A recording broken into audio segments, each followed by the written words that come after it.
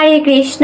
সবার কমেন্টের reply video এক এক করে দিতে পারবো না বলেই এই ভিডিওটা আপনাদের সবার জন্য। তো সবাই জানতে চাইছেন যে রাধাষ্টমী ব্রত কিভাবে পালন করবেন। রাধাষ্টমী ব্রত করলে কি আগের দিন সংযম থাকতে হয়? আমি কি অশুচি বা পিরিয়ড অবস্থায় রাধাষ্টমী ব্রত করতে পারবো? আমি রাধাষ্টমী ব্রতে কিভাবে পালন করব, কতক্ষণ পর্যন্ত উপবাস থাকব এবং রাধাষ্টমীর ভোগে কি কি নিবেদন করব। তো এই ভিডিওটার মধ্যে সবকিছু একত্রে পেয়ে যাবেন। নাম্বার 1, আপনি রাধাষ্টমীর ব্রত পালন করলে আপনাকে 10 তারিখ সংযম থাকতে হবে।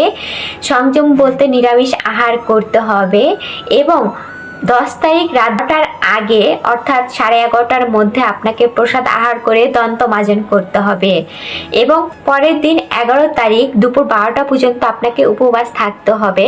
রাধারানীকে অভিষেক করে এবং ভগবানকে ভোগ বা রাধারানীকে ভোগ নিবেদন করে সেই ভোগ আপনাকে আহার করতে হবে, প্রসাদ।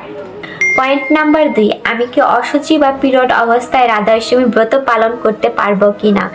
হ্যাঁ, আমাদের সর্ব অবস্থায় রাধাষ্টমী ব্রত পালন করা উচিত। কোনো অবস্থায় রাধাষ্টমী ব্রত ভাঙা উচিত নয়। আমাদের যদি পিরিয়ড হয়, আমাদের যদি 11 তারিখও পিরিয়ড হয়, আমাদের রাধাষ্টমী ব্রত করা উচিত। অশুচি অবস্থায় আমাদের শরীর যদি অপবিত্র থাকে তাহলে আমাদের রাধাষ্টমী ব্রত পালন করতে হবে। আমরা যদি রাধাষ্টমী ব্রত পালন না করি তাহলে আমাদের পৃথিবীতে নরক যন্ত্রণা ভোগ করতে হবে। নাম্বার 3, কিভাবে রাধারানীকে ভোগ নিবেদন করব? রাধারানীর প্রিয় খাবার কি?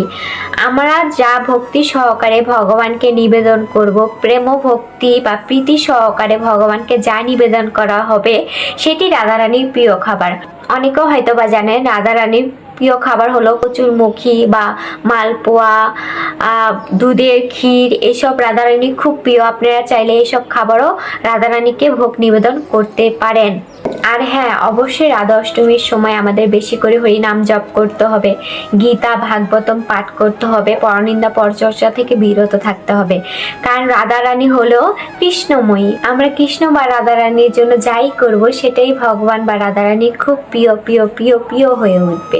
তো আমরা কোনো অবস্থায় আশা করি রাধা অষ্টমী ভাঙবো না, পালন করার চেষ্টা করব। হরে কৃষ্ণ। রাধে রাধে।